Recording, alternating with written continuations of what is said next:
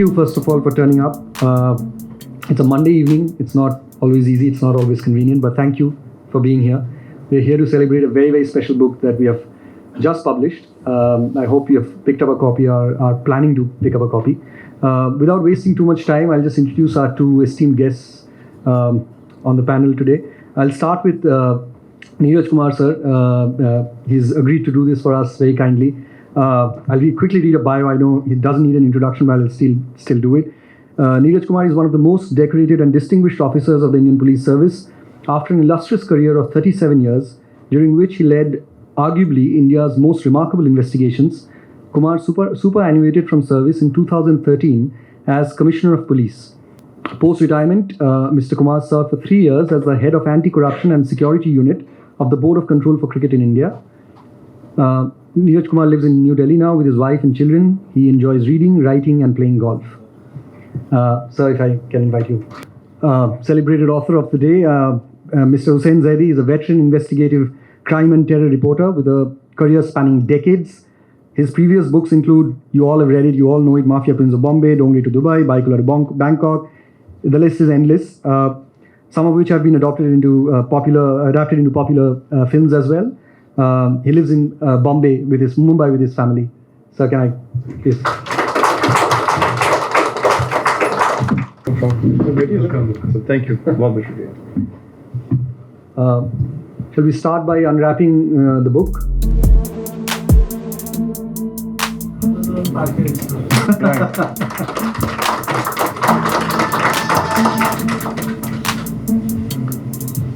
I'll start with the most, get the elephant out of the room and ask you the first question that probably anyone who hasn't read the book yet would want to know.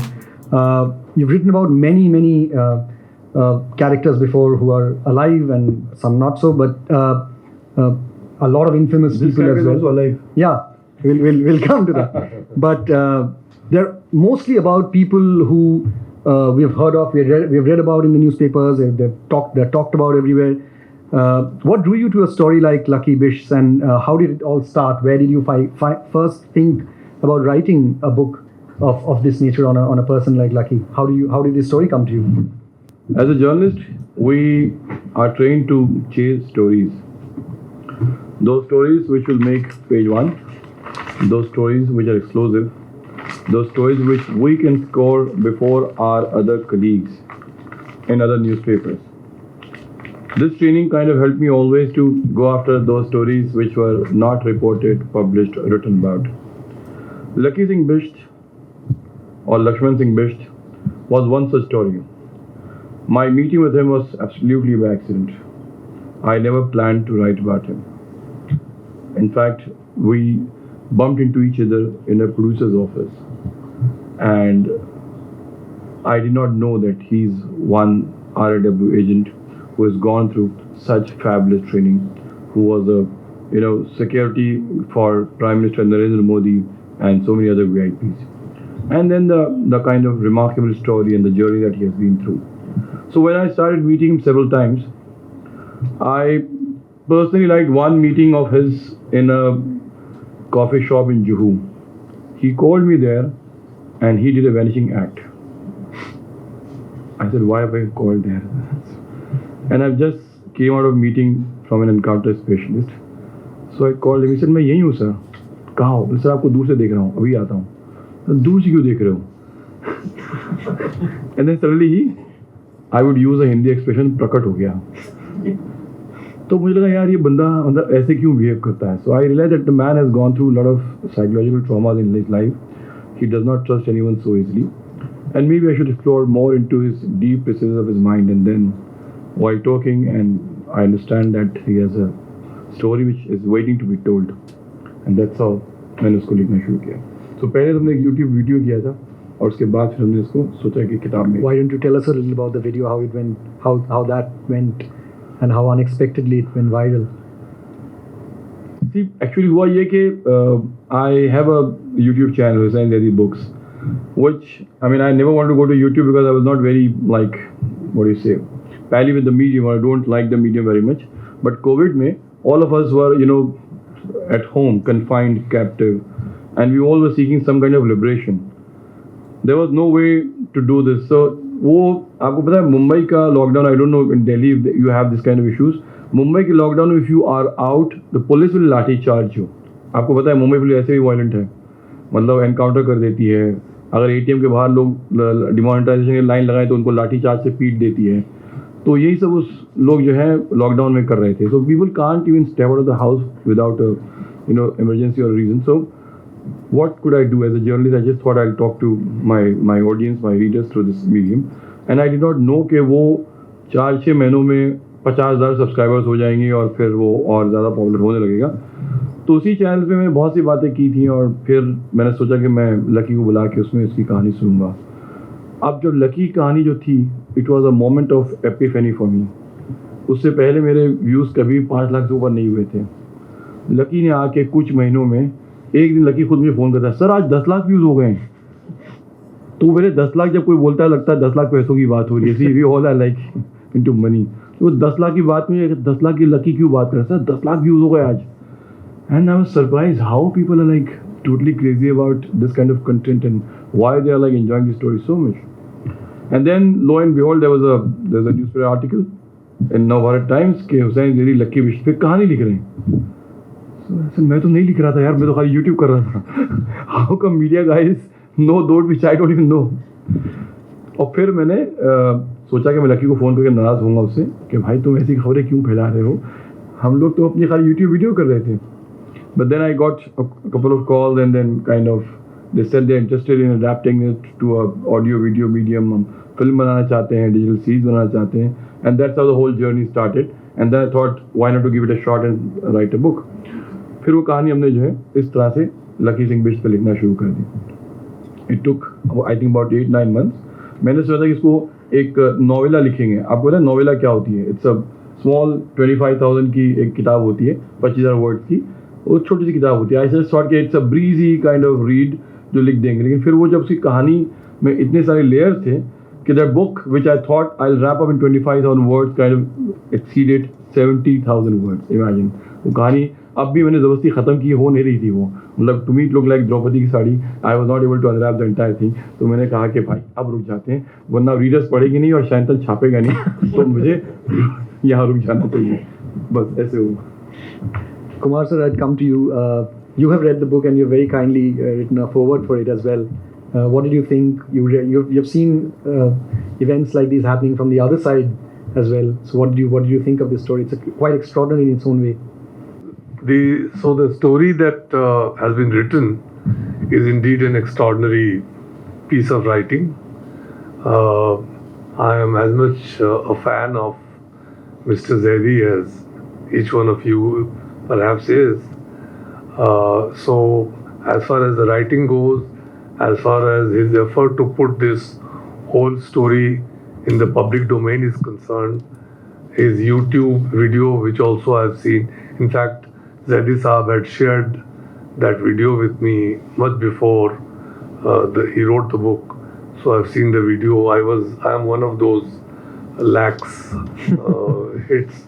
Let's talk about the primary thing that this book is based on, the 2 murders for which Lakshman was incarcerated. They were 2 gangsters, dreaded gangsters by the name of Raju Pargai and Amit Arya. Yeah. But what fascinated me, especially when I read it first, when you told me also about it, was how it all happened in a small place called Haldwani. Yeah. And when we think of a crime or of this nature, we don't think of a picturesque hill station or a foothill to be the center of such an event. Who were these 2 people and why were they so important that this case went on for so long and they had to be eliminated? So they were powerful gangsters in that area who were into gun running racket at that time. So it was very easy from this place to cross over to Nepal and conduct all those cross-border smugglings. But they were more into guns, weapons and other contraband. Somehow they were on the radar of the agencies, and they realized that if they are not eliminated, somehow they will kind of perpetrate much bigger, much more nefarious and dangerous crime, which will be later on difficult to control. So it was assigned to an agent that they should be eliminated. They both of them were killed. Now the killing was a very mysterious operation. The way they were killed on the dead of a night was something which a mystery has not been yet, totally unraveled.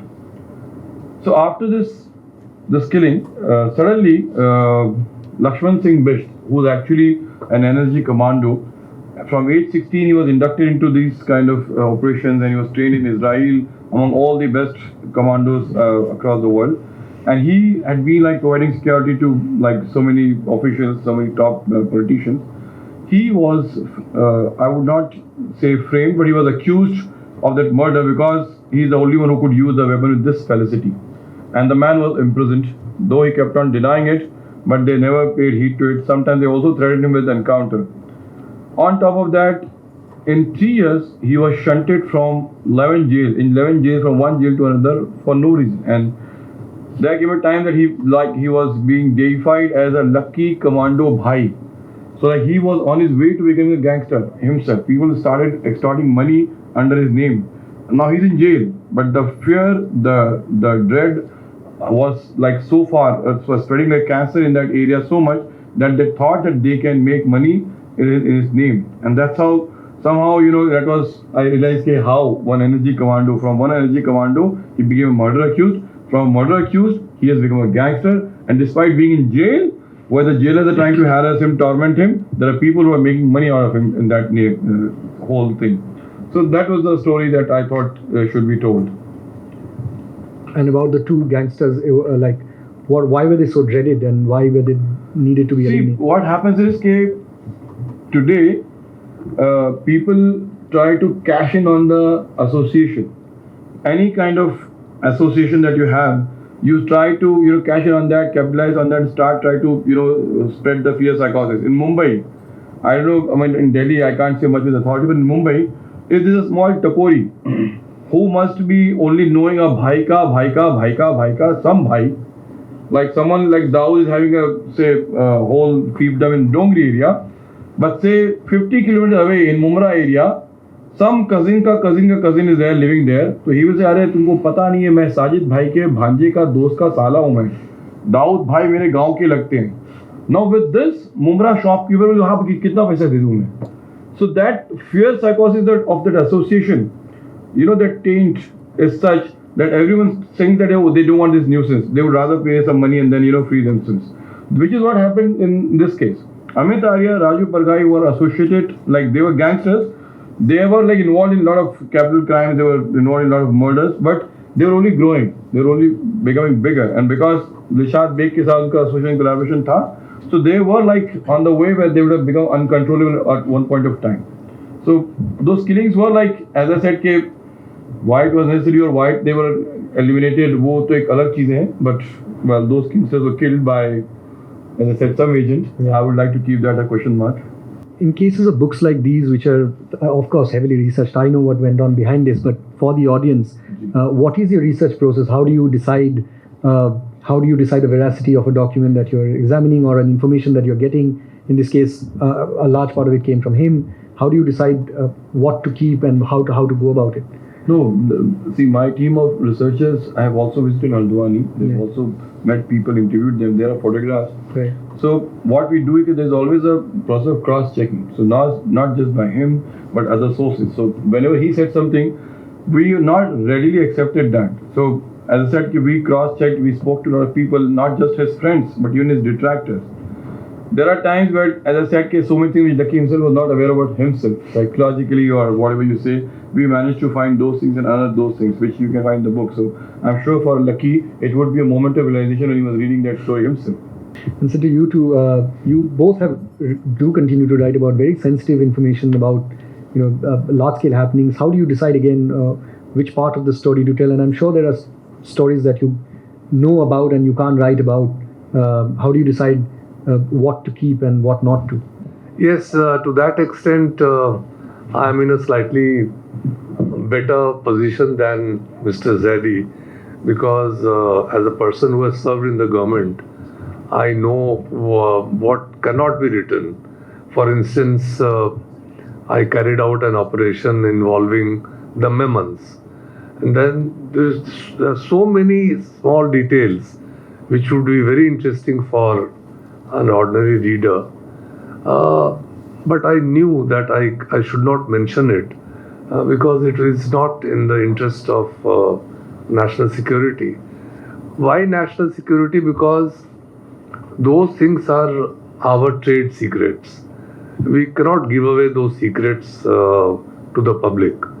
And in fact, in my foreword here, I have written as much that why should certain things be made public which are meant for or which are carried out, the operations are carried out in a certain manner in public interest. So, so to that extent, I know what to say and what not to say, instinctively and also by training. And yet make it readable for the general reader. And Yes, yes. Interesting and we also have, as opposed to a journalist, you are part of the action. In fact, all the stories that I've written, I was heading those investigations. We'll take a couple of audience questions, but I'll ask you one final question. Like he said, these are not stories which are in common knowledge, and the general public, of course, don't get to hear about them.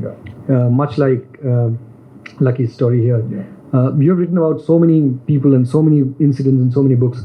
While writing this one, is there something new you discovered, intriguing? What was the most intriguing thing for you about this particular story? There are so many layers. There's a prison part. There's a part in court. There's a part where he's getting his training in Israel, which fascinated a lot of us in the office, I know, which we were fascinated by because we don't get to read about like these eating things. a snake. Who eats a snake? This country is making fun about eating beef. Here's a guy who's eating snake. Imagine. So my whole problem is that all those details which totally for me were new. So right from his training, until now I've written so much about gangsters, so much about terrorists. There was a certain fatigue that I was feeling writing about all these characters. I myself was feeling tired. So I was looking for a new story that I can write and I can enjoy writing that story. So for me, his story was different. It was a wet work commando. For me, he was a guy who was a much celebrated commando and all his training. And then the kind of thing that happened inside the jail. See the machinations. Some of those stuff might be exaggerated in my narrative, but all those machinations that he was undertaking to release himself, to prove his innocence, all that was happening in the court, I thought is a story which people will enjoy reading. So for me, I never wanted to be an award-winning non-fiction writer. I wanted to be Jackie Chan of non-fiction writing. I enjoy, entertain, inform. So I just thought if I succeeded in entertaining people, then my task is done. That's it. Great, thank you. We'll take a couple of audience questions if there's any. Hello, I'm Anurag from The Print, and I had two questions, actually, one for you, and so I sort of skimmed through the book just to get hold of what exactly is it, and usually books are categorized into fiction and non-fiction. What do you think it is? This one? Yeah, because you few moments ago you asked a question: does it pass the muster of the cop? Right. Or does it pass the muster of journalists with over 2.5 decades of experience covering crime and underworld? Does it pass the muster of the editor? Certainly, without that, I don't think we would have published this, because we have had several discussions about this. Of course, there's faith in a person like him, his reputation. We know the work, his body of work. We are all aware of. We are all admirers of his work. But despite that, every time even while during the editing process, because they are fascinating stories. But if you read his previous books, you will know that there are such stories that exist. Which is why we have categorized it as non-fiction. If you look at the back, because we were very sure, because he was very certain that he has gone through all the paperwork himself. He's gone through these stories. I have all the copies. I have, Yeah. all the FIR copy and all the confession report, the court verdict, everything I have. Yeah. So if whoever wants to cross-check, verify, we can. I also called Lakshman Singh Bisht here. So if somebody wants to confront him personally, he's right here. So. Right. And the tail question was for Mr. Kumar. You have said that you have given your voice of dissent in the foreword, but you did not elaborate enough. Does it pass your muster? See, the fact Or is it just the difference in storytelling that you are? No. It's not a question of difference in storytelling. The fact that there is somebody who is Lakshman Singh Bisht is not in dispute. He's sitting here in the flesh, right in front of us. The fact that he is a commando is again not in dispute. The fact that he protected VIPs is not in dispute at all. He was protecting none other than Mr. Narendra Modi himself. The fact that he was deployed in the northeast, he was deployed several other places, again is not in dispute. The fact that there was a murder is also not in dispute. What I feel is in dispute is whether that murder was carried out at the behest of RNAW. That is the moot question. This, I feel, ought to have been investigated a little further. And, it was not very difficult to do that. So, why would I come and beat my chest that I am a raw agent and, go to the movie world and meet movie people and say, here I am and so on. So these are some things which I find rather awkward. I am not here to say that it is, perhaps this aspect, all the points that I'm raising, required a little more investigation. Right. And as you said, you talked about trade secrets being out. Do you think something like that has happened? Or is there a risk of that? See, as far as I'm concerned, the killing of these two arms traffickers who are not even Mirza Dilshad Beg is a very big name. Is a very, very big name. But these guys are two penny arms traffickers, even if they were doing between Nepal and. So it doesn't make a really big difference. Even if somebody got them killed, it doesn't make any difference. So that's how it is. Hi, my question is Mr. Zaidi. So actually, I interviewed Jupinderjeet Singh, who wrote "Who Killed Moosewala." So one of the striking things that he shared was that my intention was also to humanize all the people who were behind that gang war, or the gangs who actually collaborated to eliminate Moosewala. So I was wondering, because these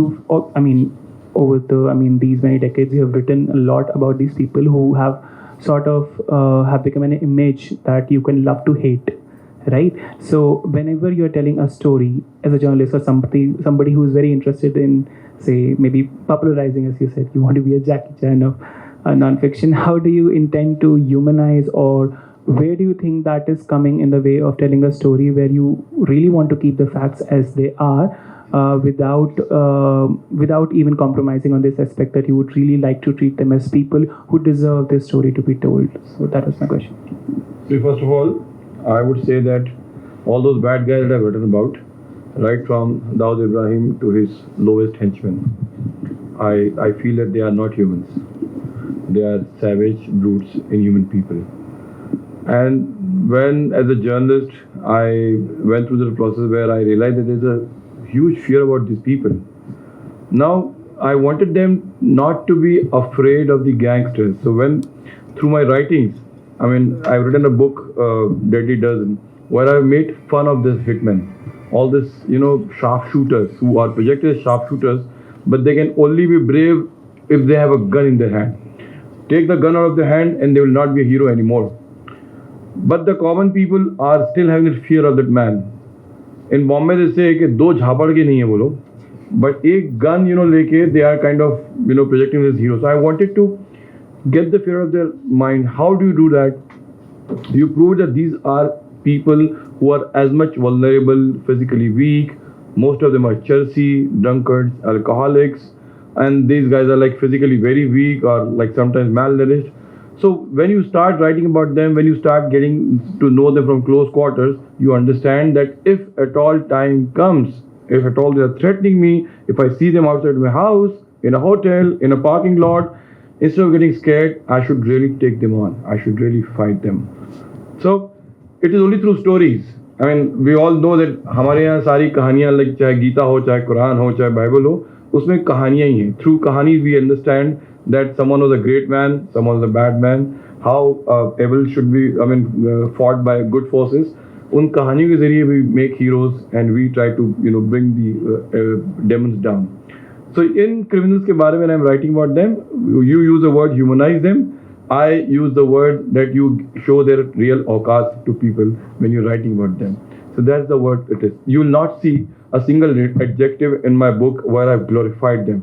Dawood was a big guy, very rich man, magnanimous man, very kind-hearted man, very rich man. Or so and so, Manya Suroi was a brave guy. I mean, you will see I've tried to avoid those kind of adjectives or superlatives for all these gangsters. So even if Pathans, you will see that I've written about them, like for Khalid Pelwan, I've written so many things, but I've tried to avoid writing about them in a positive light. So whatever you can interpret it which way. So Zaidi, Ji. Dawood is still active from Pakistan and he is holding a very control in film Bollywood. Most of the film are financed by him. He was. Not now. For the present thing, Mr. Neeraj Kumar is the right person to answer. So what is the situation, sir? No, Dawood Ibrahim is not, as per the latest reports, is not so much active in the film world. The only area where there are some reports that is still interested, one is of course cricket betting, and he runs the betting rackets. He is also reported to be involved in real estate. There are indications that he is involved in real estate. But still, he is at large, and his family members are in Mumbai most of the time. He is at large. There is no doubt about that. Thank you. With that, I think we've come to the end of this discussion. The author will be available to sign copies if you want to pick up one. I'd like to thank once again Mr. Neeraj Kumar for doing this, not only for writing the foreword, but also coming and launching the book with us. And of course, to Zaidi sir for writing this book, for trusting us with it and doing this for us. Thank you. Thank you.